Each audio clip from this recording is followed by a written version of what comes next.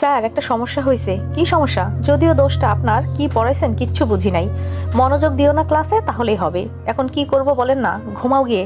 তোমার পরীক্ষার খাতায় আমি লিখে দেবো নে। নাওরা উৎফুল্ল হয়ে বলে, সত্যি স্যার?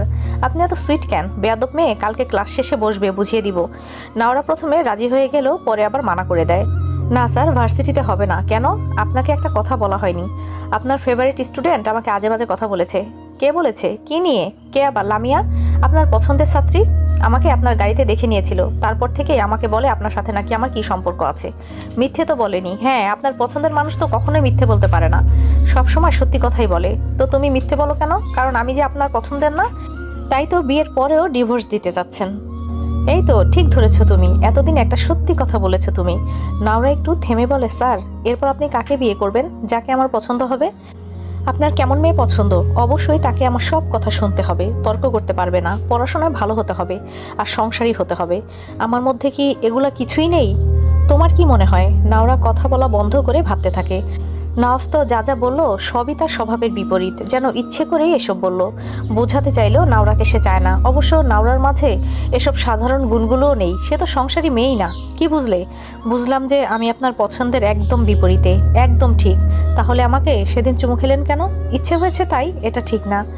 আপনি আমার অনুভূতি নিয়ে ছিনিমিনি খেলছেন। তোমার আবার কিসের অনুভূতি?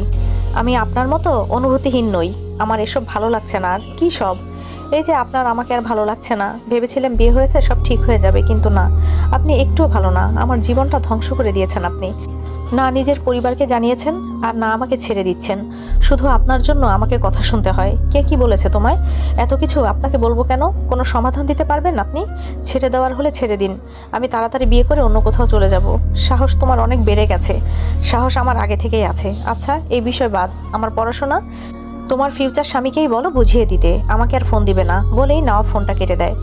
নাওরা তো হতভম্ব হয়ে যায়। কি হলো এটা? নওয়াব কি রাগ করলো নাকি? রাগ করার মতো কারণ তো দেখছি না।